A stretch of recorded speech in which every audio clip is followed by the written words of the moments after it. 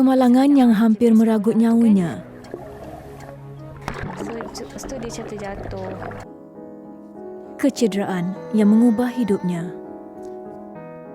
Kerana masalah dia punya kecederaan otak hari itu, ini menjadikan kekejangan otot dia yang amat bukannya senang nak dikawal.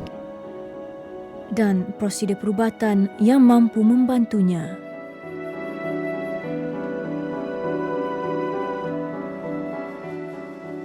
Bagaimana Hari Raya Aidilfitri pada tahun ini mampu memberi lebih makna kepada Aina sekeluarga?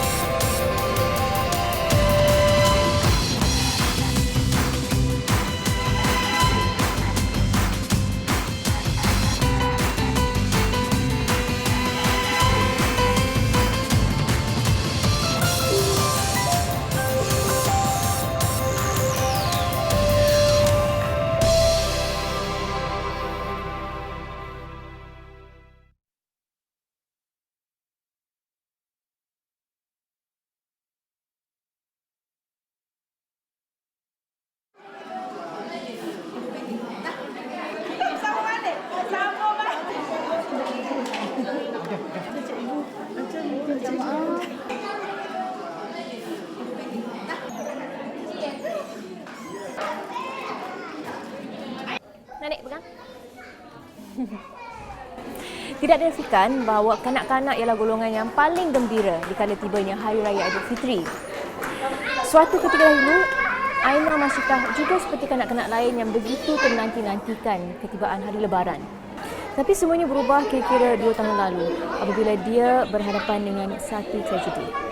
Ini kisah Aina Mashitah dan ibunya Intan yang kami rakamkan sejak tahun 2015 hingga kini. Aina dah makan. Makan dia? Tadi aku dah selalu sim soi doi do lain fakok kau lamenon wow halamane amdaya.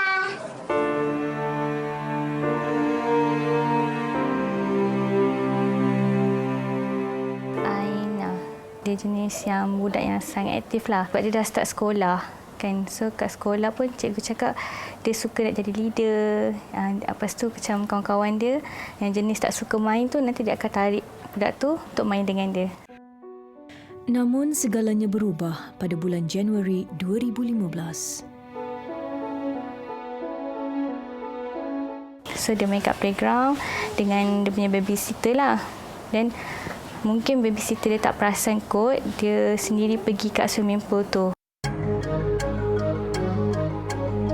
Dia bukan nak swimming ke, dia macam saja nak main je balik sekolah tu kan. So lepas tu dia macam terjatuh. So masa dia jatuh tu, tak ada orang perasan dia jatuh. Tahu ada orang nampak macam terapung macam tu lah. So dia orang berlari kat situ, dia dah lemas. Memandangkan keadaannya kritikal, dia ditempatkan di unit rawatan rapi. Baru jumpa pagi sebelum nak pergi kerja tu tengok dia. Lepas tu petang tengok dia dah macam tu. So macam memang saya tak boleh tahan lah sebab tak tengok dia. Aina Mashitah Muhammad Yunus berusia 7 tahun, anak sulung daripada 2 beradik.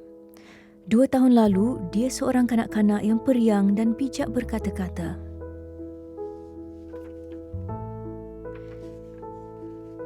Kini keadaannya jauh berbeza akibat tidak menerima oksigen untuk jangka masa yang lama. Ketika hampir lemas di kolam renang, Aina mengalami kecederaan otak. Antara masalah utama yang dialaminya ialah kekejangan otot di luar kawalan yang membabitkan seluruh tubuhnya. Pelbagai cara dilakukan pakar untuk mengatasinya.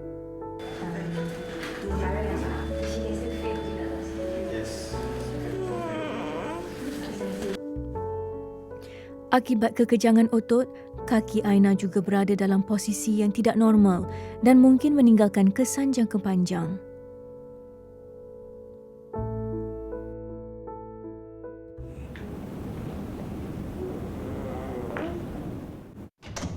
Aina Mashita. Setahun berlalu selepas peristiwa hitam yang mengubah hidupnya. Setiap bulan, Aina mempunyai temu janji dengan Dr. Chen Pei Ming, pakar perunding perubatan rehabilitasi pediatrik.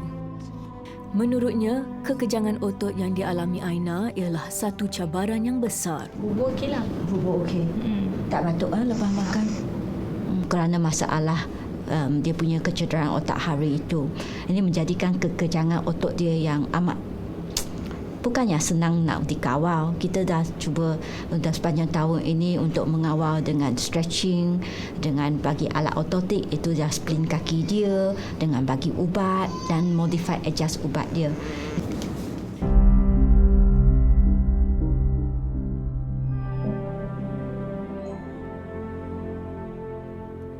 Aina bergantung kepada ubat untuk mengurangkan kekejangan yang dialaminya. Namun, ubat tersebut meninggalkan kesan sampingan seperti sembelit yang teruk dan sukar untuk tidur malam. Kini, 2 tahun berlalu, Aina masih mengambil ubat berkenaan dan terpaksa berhadapan dengan kesan sampingan yang menyebabkannya tidak selesa.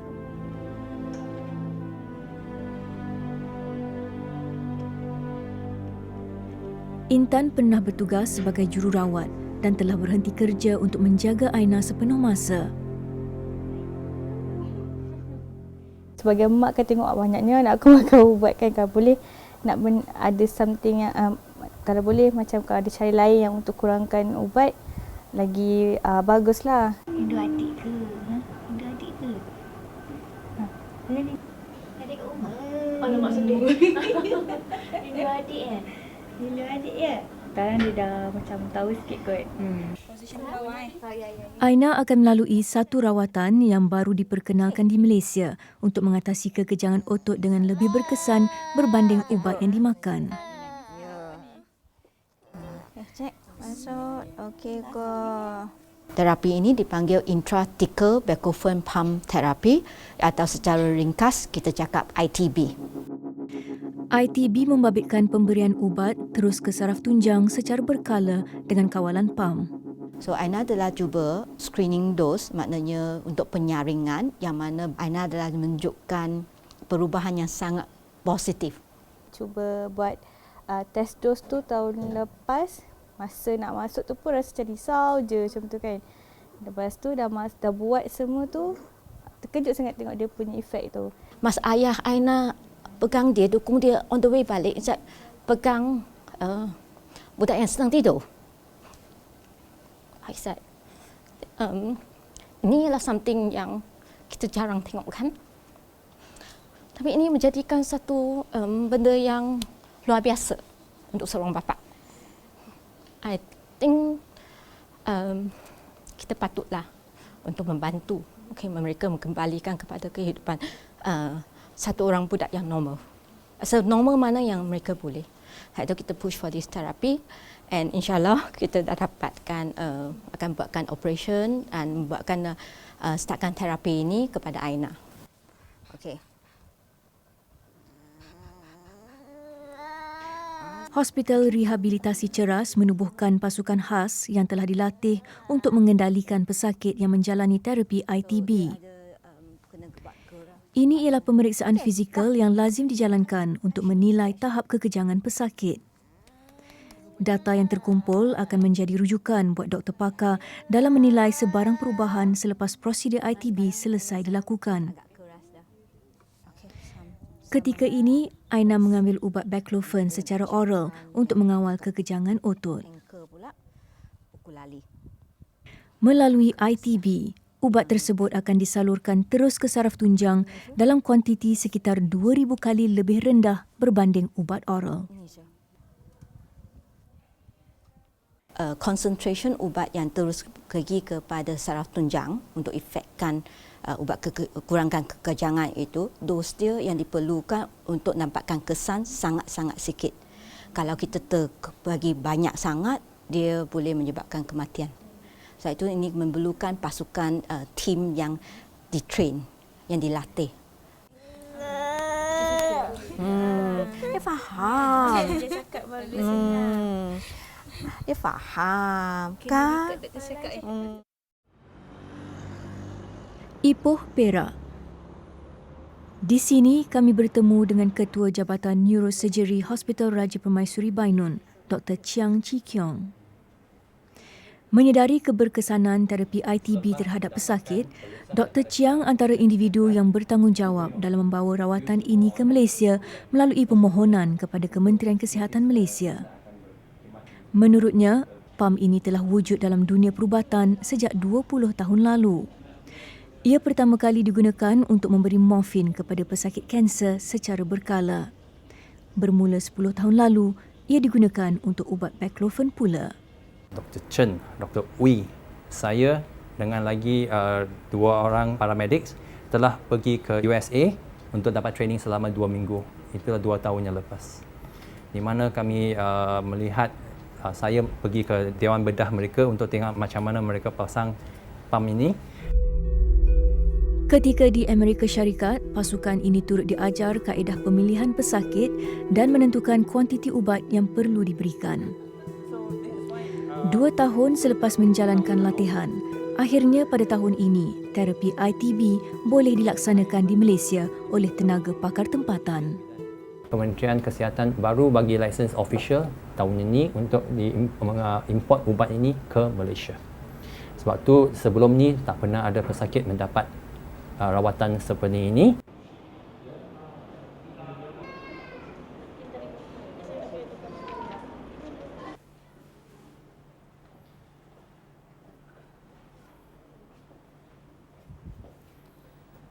Aina telah dipindahkan dari Hospital Rehabilitasi Ceras ke hospital ini untuk pembedahan ITB.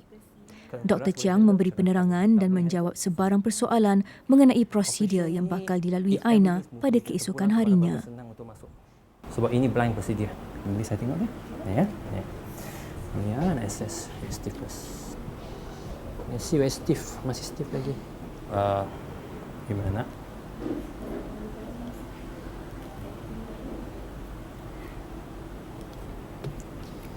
Okay, it's easy. Should be okay. Okay? Nak main kawan-kawan ke?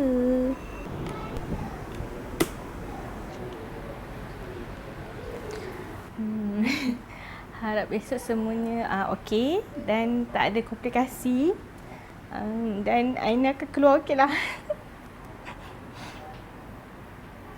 Sebab dia letak alat tu, so macam rasa takut sikit lah. Tapi untuk dia, so macam kena let go lah, harap benda-benda yang negatif tu. Just macam doa je lah.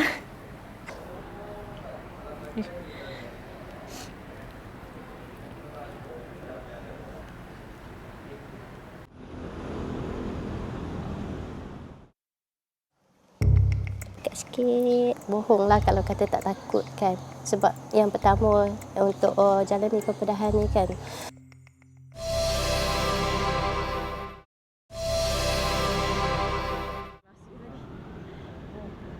Hospital Raja Permaisuri Bainun, Ipoh Perak. Hari ini, Aina akan menjalani pembedahan untuk menanam sebuah pam di dalam badannya. Ia sebahagian daripada prosedur yang dikenali sebagai intrathecal baclofen atau ITB bagi mengatasi masalah kekejangan otot yang dialaminya. Intrathecal baclofen atau ITB ialah satu prosedur perubatan yang baru diperkenalkan di Malaysia. Dan saya dimaklumkan setakat ini hanya seorang pesakit yang pernah melalui prosedur ini. Oleh kerana kepakaran dalam ITB masih lagi terhad di negara ini, maka hanya Hospital Raja Permaisuri Bainun Ipoh menjadi tumpuan bagi mana-mana pesakit di seluruh Malaysia yang perlu melalui prosedur ini. Dan pada hari ini, Aina menjadi pesakit kedua dan kanak-kanak pertama yang akan melalui prosedur ITB yang diharapkan dapat memberi perubahan yang cukup drastik pada dirinya dan juga memudahkan ibunya, Intan, untuk menjaganya setiap hari. Okey, Aina ini.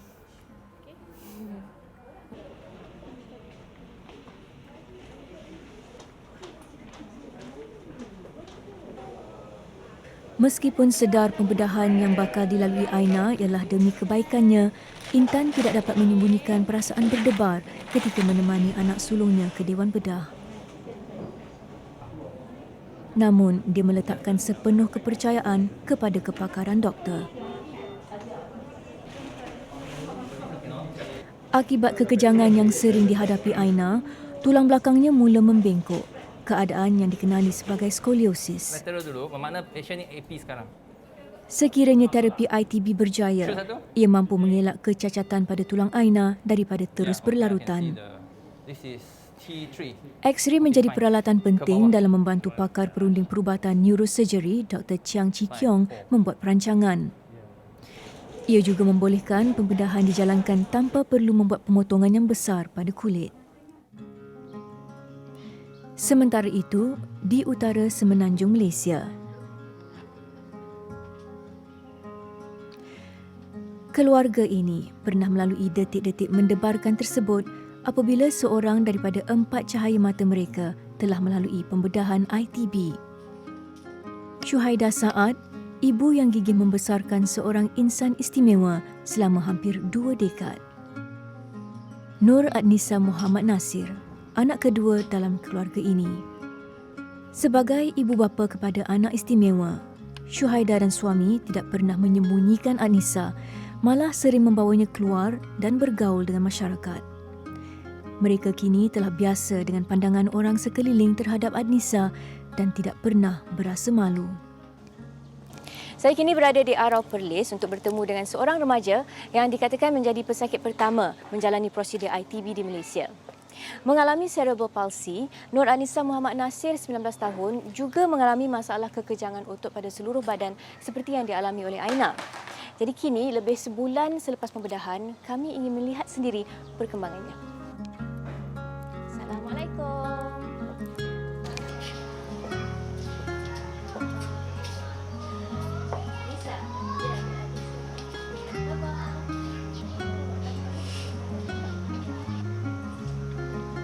Syuhaidah berkongsi detik bermulanya penyakit Adnisa iaitu ketika dia baru dilahirkan. Hari yang keempat dan kelima, dia kena serangan jaundice yang kritikal lah. Jadi hari yang keempat dan kelima tu buat blood exchange ataupun tukaran darah kan. Menurut Syuhaidah, demam kuning atau jaundice yang dialami Adnisa mencapai tahap kritikal sehingga meninggalkan kesan pada bahagian otak yang mengawal saraf. Namun, Adnisa hanya disahkan mengalami cerebral palsy pada usia 3 tahun setelah menunjukkan tanda-tanda seperti kaki yang bersilang dan sukar untuk berjalan. Simptom penyakitnya semakin jelas dengan peningkatan usia. Sebelum Adnisa jalani ITB, saraf dia mengeras dan kejang lah. Dan doktor cakap saraf semakin memendek disebabkan kekejangan kan. Apabila dia tidur, dia tak dapat tidur melentang. Dia akan mengirim, kaki akan bengkok dan kepala akan dongak. Sikit. Keadaan Adnisa yang sangat kejang menyukarkan Syuhaidah untuk menjaganya. Malah Adnisa mengalami masalah tidur malam yang agak serius. Syuhaidah sanggup berbuat apa sahaja demi melihat anaknya selesa. Oleh kerana itu, dia tidak menolak cadangan doktor yang mengesyorkan Adnisa sebagai pesakit pertama menjalani prosedur ITB di negara ini. Seorang ibu ni bohonglah kalau kata tak takut kan. Sebab yang pertama untuk jalani pembedahan ni kan. Tapi macam saya tawakal, berdoa dan satu lagi nekat. Kalau Adnisa berjaya, bermakna kejayaan ni untuk semua, bukan untuk dia seorang. Pembedahan telah berjaya dan Adnisa menunjukkan perubahan yang positif. Seluruh tubuhnya kini beransur-ansur lembut. Saya dan family sangat-sangat bangga dan sangat-sangat seronok apabila tengok perubahan pada dia kan. Yang dulu agak ketat, pergerakan dia memang sukar, makan minum sukar, duduk semua sukar. Selepas tu perubahan ni, dia senang untuk diurus. Tambah Syuhaidah, suatu ketika dahulu Adnisa mampu mengeluarkan kata-kata walaupun tidak kerap. Kali terakhir dia berkomunikasi secara lisan ialah lebih 10 tahun lepas, sehinggalah baru-baru ini. Seminggu selepas aktiviti terapi, masa kat hospital, tengah menguruskan dia, tiba-tiba dia panggil Umi. Terkejut. Macam kita jadi terpegun. Kemudian tak semena-mena air mata dah mula penuh kat dalam mata kan. Jadi rasa tak sangka, rasa seronok dalam keadaan tu. Memang Tuhan saja yang tahu. Memang rasa seronok sangat-sangat. Rasa macam nak dengar lagi. Dia bercakap kan. Tapi setakat tu je lah Umi yang dia panggil. Berani menjadikan Adnisa pesakit pertama di Malaysia menjalani prosedur ITB, Syuhaida ternyata berpuas hati dengan keputusan tersebut kerana ia telah mengubah kehidupan keluarganya. Sekarang tadi baru saya create satu poket untuk masukkan pump.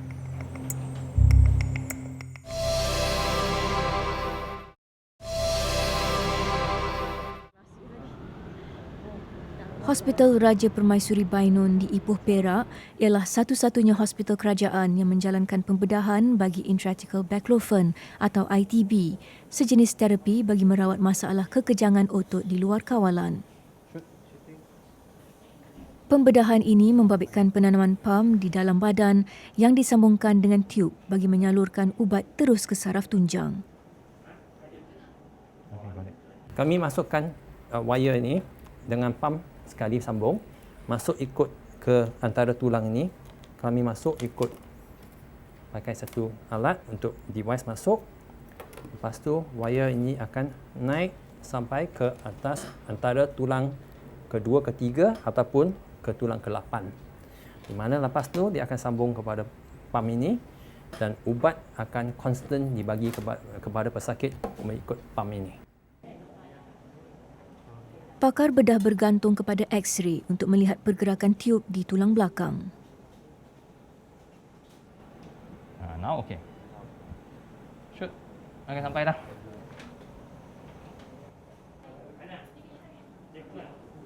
Selesai menempatkan tiub di tulang Actually, belakang, it's Dr. quite easy Chiang to put beralih in. ke bahagian perut pesakit untuk menempatkan pam. Sekarang tadi baru saya create satu poket untuk masukkan pump. Okey. Sekarang sebab biasanya kami simpan pump ini antara kulit dengan muscle. Okey, tengah-tengah ada lemak dan kita buka satu poket dekat lemak. Akan tetapi biasanya bila kita buka lemak tu banyak pendarahan. Sekarang saya tengah nak berhentikan pendarahan sebab bila ada darah beku di dalam poket ni, dia boleh datangkan jangkitan kuman kepada pesakit. Sementara itu, ubat baclofen dimasukkan ke dalam pam yang bakal ditempatkan di dalam badan Aina. Dia negative pressure kat dalam, so dia sap. Close ini. Pembukaan pada perut dipastikan cukup besar untuk menempatkan pam yang mampu menampung 20 ml ubat ini. It's okay, looks good. Looks good. Okay, come tangan ni. So sekarang lepas ni tanpa proses nak buat ialah sambung kateter dari ke belakang hingga ke pump sini. Ini proses kita panggil tunneling. I think this one may not get the right plane. Dengan bantuan pakar perunding perubatan neurologi Dr. Muhammad Azhari Omar, pembedahan dapat dijalankan dengan lebih efisien. Pada masa sama, ia memberi peluang untuk semua pakar berkongsi ilmu mengenai prosedur yang baru diperkenalkan di Malaysia ini. 2 tiub silikon ini dicantumkan dan dimasukkan ke dalam badan dengan kemas. Make sure the connector is okay. Wait, come back in. Go. Finish. We are done. Start.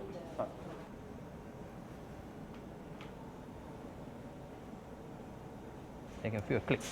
Hear the sound click, right? Yeah. And there's a click. After that, actually, you can actually.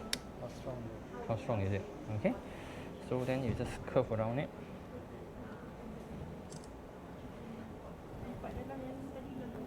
Akhir sekali, pam ditempatkan di dalam poket yang telah dibuat pada bahagian perut sebelum pakar perunding pediatrik menutup semua kesan bedah.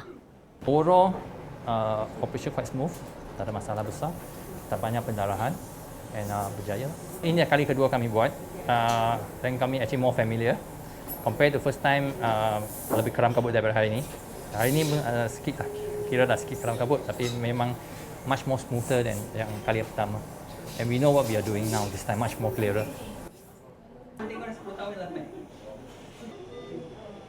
Pembedahan selesai dalam tempoh 2 jam.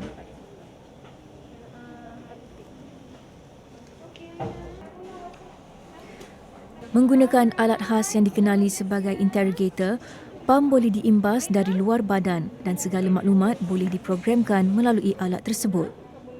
Ini termasuklah maklumat pesakit dan kadar ubat yang perlu diberikan mengikut waktu tertentu. Okay, done. Okay, so this is the summary of it. Okay, siap.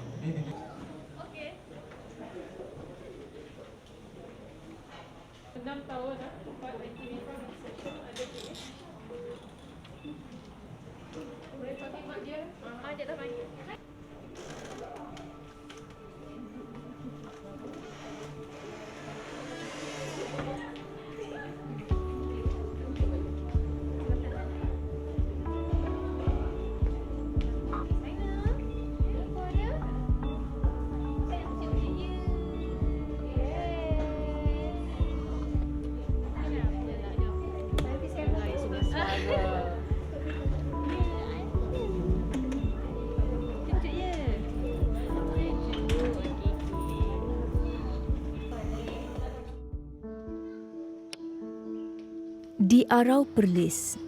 Hari ini Nur Adnisa Muhammad Nasir, 19 tahun, akan menghadiri sesi terapi di hospital. Mengalami cerebral palsy sejak kecil, Adnisa juga berhadapan masalah kekejangan otot di luar kawalan yang telah menyukarkan pergerakan dan penjagaannya. Setelah menjalani prosedur ITB, kini dia lebih mudah untuk diurus. Hospital Sultanah Bahiyah di Alustar, Kedah ialah lokasi terdekat bagi Adnisa menjalankan sesi terapi pemulihan.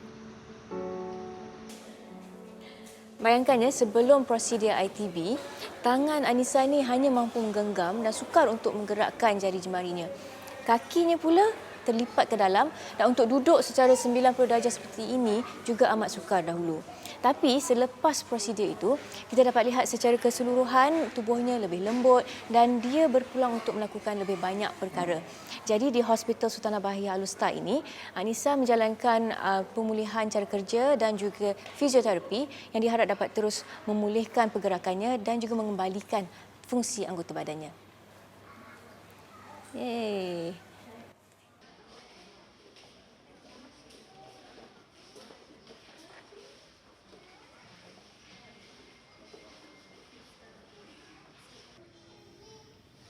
Menurut Ketua Jabatan Rehabilitasi Dr. Abdul Rahman Abdul Hamid, pihaknya berpuas hati melihat perkembangan Adnisa dalam tempoh sebulan selepas dia menjalani prosedur ITB. Ya, bagus. Okey. Dulu dia tidak even boleh duduk 90 darjah without any help. So sekarang dia dah boleh duduk 90 darjah dan boleh membuat aktiviti menggunakan tangan. Which is sebelum ni tangannya hanya keras dan tidak boleh berfungsi. Sekarang fungsi untuk tangannya telah ada seperti yang kita lihat di dalam aktiviti ini. Selain terapi cara kerja, fizioterapi juga diadakan seminggu sekali. Oleh kerana Adnisa sudah lama mengalami kekejangan otot, aktiviti renggangan amat penting untuk mengembalikan keanjalan ototnya.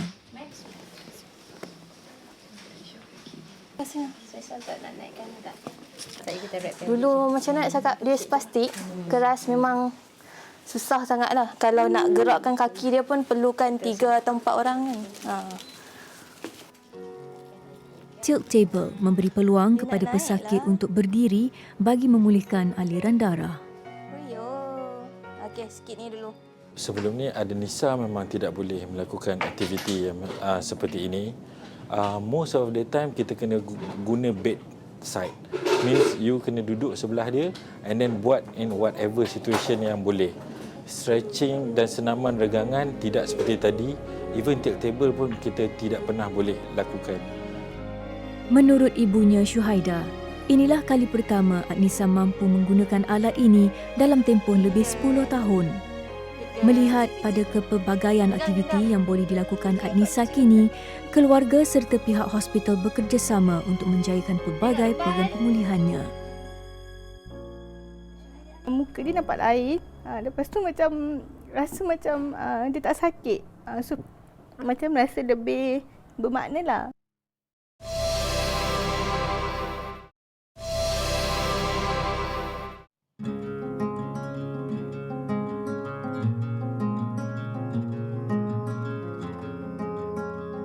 Sudah 3 hari sejak Aina menjalani pembedahan ataupun prosedur ITB di Hospital Raja Permaisuri Banul Ipoh. Dan pada hari ini, dia akan dipindahkan ke Hospital Rehabilitasi Ceras. Di sini, pasukan ITB akan terus memantau perkembangan Aina dan dengan harapan dia dapat meneruskan terapi yang amat penting untuk pemulihannya.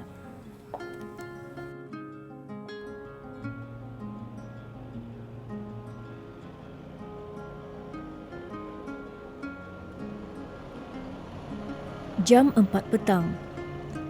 Setibanya di Hospital Rehabilitasi Ceras, Aina dibawa terus ke ward di mana pasukan ITB menanti ketibaannya.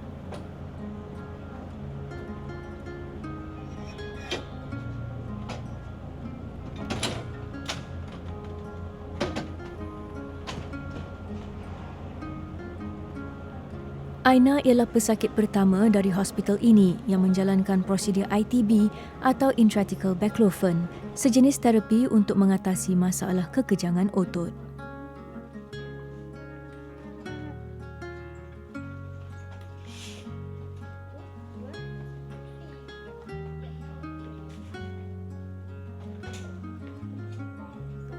Dr. Chen Pei Ming, pakar perunding perubatan rehabilitasi pediatrik, meneliti sebarang perubahan yang mungkin dapat dilihat pada Aina. Namun, tidak banyak perbezaan yang diperhatikannya. Mungkin hari ini dia punya kekerasan tu tidak nampak kurang sangat berbanding dengan sebelum operation. Ialah Aina mungkin penat sebab perjalanan daripada Ipoh ke sini agak hampir nak 3 jam kot. Taklah makan lagi, lapar lagi. Sebab itu faktor-faktor ini perlu diatasi sebelum penilaian seseorang budak yang ada kekejangan otot macam ni. Yang ini menambahkan assessment kita tidak berapa tepat. Sebelum ini, Aina mengambil 20 mg ubat baclofen secara oral untuk mengurangkan kekejangan otot. Namun, ia tidak cukup berkesan baginya. Kini melalui ITB, ubat baclofen diberi terus ke saraf tunjang sebanyak 110 mikrogram atau kira-kira 2,000 kali lebih rendah kandungannya berbanding ubat yang dimakan. Untuk tempoh beberapa minggu akan datang, kandungan ubat yang diberikan akan ditambah secara beransur-ansur melalui alat interrogator ini.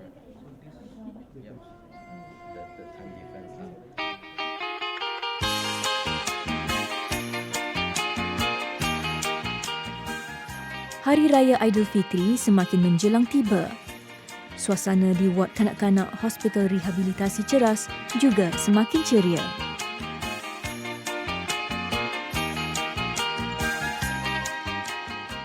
Jika sebelum ini, Aina hanya mampu makan makanan yang telah dikisar halus seperti ini. Dan sekarang, selepas prosedur ITB, dia sudah mampu untuk makan makanan yang telah dicincang halus. Tetapi pada hari ini, Aina akan diberi peluang untuk mencuba makanan yang telah dicincang lebih kasar. Namun teksturnya masih lagi cukup lembut dan mudah untuk dikunyah. Okey. Nak bagi Aina makan ni dulu kan? Okey. Okey. Okey, Cik Azmarul. Hari ini Aina akan diberi peluang untuk cuba diet ataupun jenis tekstur yang berbeza kan. Jadi boleh tak berkongsikan adakah Aina sebenarnya sudah bersedia untuk makanan seperti ini? For the past couple of weeks, kita tengok ada perkembangan dari segi dia punya pergerakan oromotor lah. Jadi kita nak cubalah kalau boleh kita ubahkan diet tu dan nak tengok macam mana dia kunyah makanan yang dicincang kasar. So macam buat masa ni sekarang, Aina masih lagi ambil soft moist diet dan kemudian lepas ni kita akan cuba untuk yang dicincang kasar lah, yang sekarang ni dicincang halus ni. Sudah kira-kira 3 minggu sejak Aina memulakan diet makanan yang dicincang halus. Dia ternyata selesa dengan teksturnya dan menikmati makanan yang diberikan. Kini tiba masa untuk Aina mencuba makanan dengan tekstur lebih kasar. Nyam, nyam, nyam, nyam, nyam.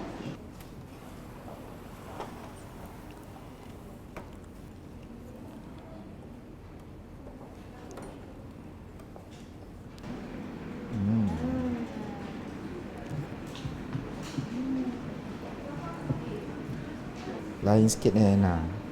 Tak apalah, terus dia kunyah. Terus kunyah. Dia tengah explore kenapa besar sikit hari ni kan. Yang kali ni besar sikit kan. Telan kan, bagus. Okey, Aina tengok mulut. Tengok mulut. Okey, good. Okey. Habis dah. Baik. Menurut Dr. Chen, setakat ini Aina menunjukkan perkembangan yang memberangsangkan. Sebab ini kes pertama kita juga, so kita pun was-was sikit. Tapi Aina punya perkembangan macam baik. Sebab dia sekarang boleh pusing kepala. Lepas 2 minggu balik daripada lepas operation ITB, kita sudah berhentikan semua ubat makan dia untuk yang kekejangan otot tu. Aina ada masalah tidur sebelum buat operation ITB. So kita pun sudah berhentikan ubat untuk membantu dia tidur tu. Sementara luka pembedahan sedang sembuh, Aina perlu menggunakan alat sokongan badan untuk memastikan pam tidak terlalu banyak bergerak. Alat sokongan juga perlu digunakan pada tangannya agar otot dapat merenggang dengan baik dan mengelak daripada komplikasi lain. Namun selepas prosedur ITB, Aina didapati mampu melawan untuk mengelak daripada memakai alat sokongan tersebut. Masuk? Dah. Okey, sebelah sana. Protes tangan dia macam ni. Bukan sikit kan? Sekarang kekerasan badan Aina secara keseluruhan dah banyak kurang banding dengan sebelum ITB. So ini kita nak tengok dia boleh tak fleksibel sikit. Cuma kita tak buat dalam awal 6 minggu ni sebab kita takut nanti terlalu flex atau terlalu pusing. So lepas 6 minggu, kalau surgery dah okey, settle, dan kita boleh startkan semua aktiviti yang memerlukan dia gerak lebih pusing dengan lebih banyak. Hopefully ini boleh membantu Aina untuk mencapai tahap kefungsian yang lebih tinggi. Hidroterapi membabitkan terapi yang dijalankan di dalam air. Ia sesuai bagi pesakit yang baru menjalani pembedahan seperti Aina. Air yang bersuhu 37 darjah Celsius membantu melembutkan otot manakala daya apungan memudahkan pergerakan. Selepas prosedur ITB, kita dapati Aina tiada 50% berkurangan dia punya kekencangan. Selain itu, dia ada juga facial expression dia bertambah, senyum dia lebih cantik, lepas tu dia kurang nangis. Masa kita nak buat senaman stretching dengan dia pun senang kita untuk nak regangkan tangan dia, regangkan kaki dia. Selain itu kita nampak dia ada juga angkat tangan sendiri, turunkan sendiri, dan kaki dia bila rasa excited, kaki dia akan terangkat sendiri.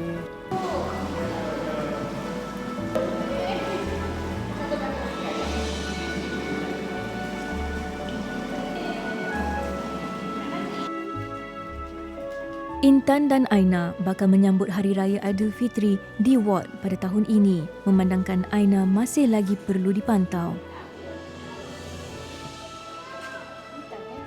Pun begitu, Intan percaya ia tetap akan diraikan dengan meriah bersama petugas hospital dan pesakit lain. Melihat pada perubahan positif Aina selepas prosedur ITB, dia merasakan Hari Raya tahun ini lebih bermakna. Muka dia nampak lain. Lepas tu macam rasa macam dia tak sakit. So macam rasa lebih bermakna lah. Macam sebelum ni kan dia macam terbaring je, duduk je. Bukan duduk je kan. Dan sekarang ni macam kita boleh nak angkat dia sebab senang. Nak dudukkan dia senang. Agaknya kalau nak makan kat satu meja tu pun boleh.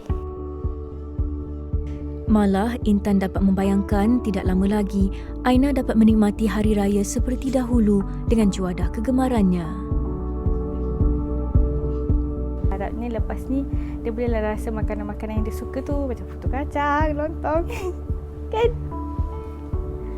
Makanan yang dia suka macam tu. So tak payahlah kita nak hancur-hancurkan ke macam tu. Mana dia boleh makan macam kita makan.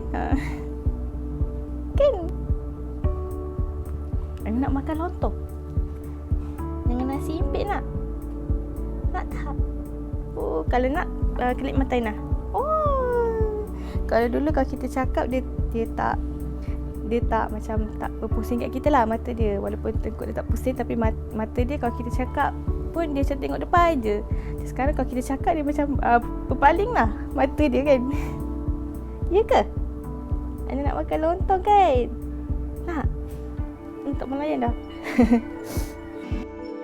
Jika sebelum ini sinar kegembiraan kian pudar di pagi raya, kini harapan kembali menyuluh.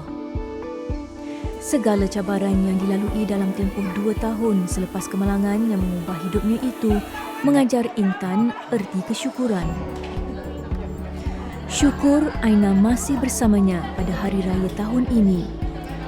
Syukur dia dikurniakan nikmat kesihatan yang dipenuhi dengan harapan untuk melihat Aina pulih walaupun tidak sama seperti dahulu. Happy birthday, Mama. Happy birthday, Mama. Happy birthday. Happy birthday. Happy birthday.